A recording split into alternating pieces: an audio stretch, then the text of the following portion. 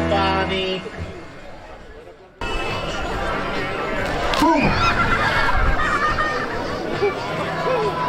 To bylo velmi rychlý, 2,5 vteřinky. Jako další bude startovat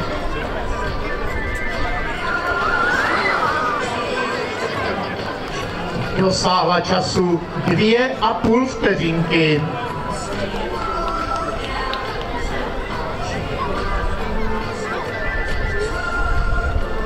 Že je voda teplá. Slyšíte to? Jedeme. Šup. Dosáhla času 2 vteřinky. I to je pěkný. Zatleskáme jí. Tak. Opatrně, opatrně. Tak. Šup. Dosáhla času 3 vteřiny.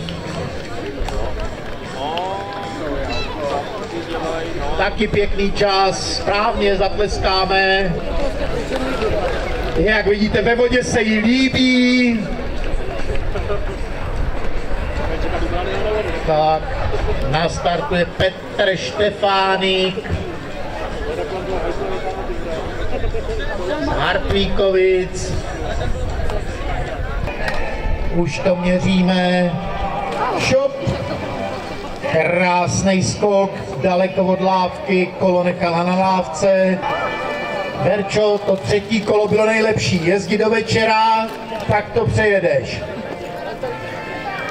Na startu Tadeáš Burián.